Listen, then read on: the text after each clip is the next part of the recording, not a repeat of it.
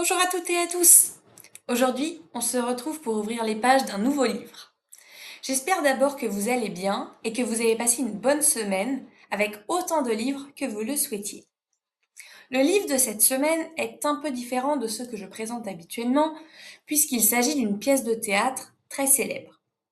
Je parle de Roméo et Juliette de William Shakespeare, dramaturge anglais du XVIIe siècle. J'ai voulu lire cette pièce tout simplement parce qu'il s'agit d'un incontournable de la littérature et que je ne l'avais jamais lue. Comme d'habitude, je commencerai par un petit résumé de l'histoire avant d'enchaîner sur mon avis. Nous connaissons tous l'histoire de Roméo et Juliette, aussi surnommés les amants de Vérone. Roméo est un Montaigu, grande famille de la ville, tandis que Juliette est une Capulet, une famille également très influente. Mais ce couple a un petit problème. Leurs familles sont rivales.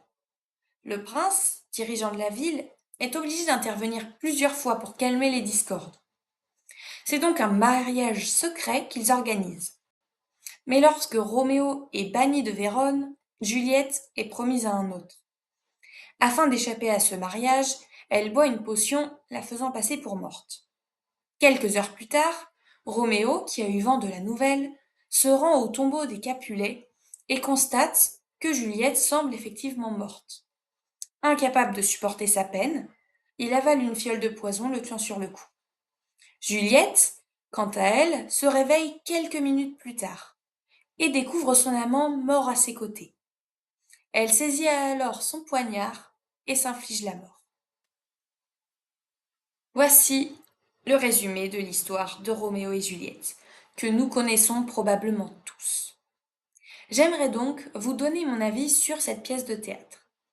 D'abord, la raison pour laquelle je choisis de donner mon avis est que selon moi, même s'il s'agit d'une littérature classique, c'est une histoire que chacun peut apprécier ou non. Personnellement, j'ai bien aimé cette pièce.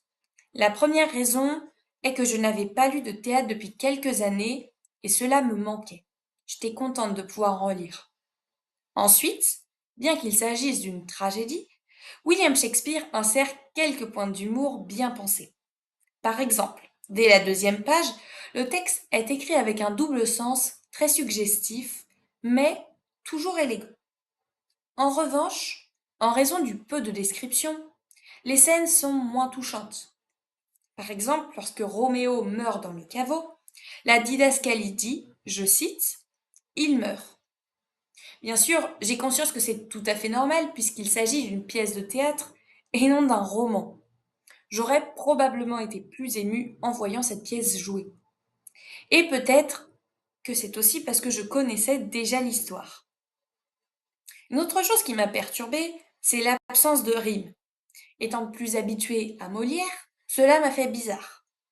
Mais j'ai lu cette pièce en français et non en anglais. Peut-être est-ce dû à cela. Mais une chose est sûre, j'ai beaucoup apprécié le langage soutenu utilisé. Un régal. J'espère avoir un jour l'occasion de voir cette pièce. Je vous recommande de la lire si vous ne l'avez jamais lue. C'est un classique que j'ai aimé et qui, selon moi, est essentiel à la culture générale de chacun. C'est la fin de cette vidéo sur Roméo et Juliette. J'espère qu'elle vous a plu. N'hésitez pas à dire en commentaire si vous l'avez vu ou lu et ce que vous en avez pensé. En attendant, je vous souhaite une très bonne semaine et je vous dis à bientôt sur En marche de la plume.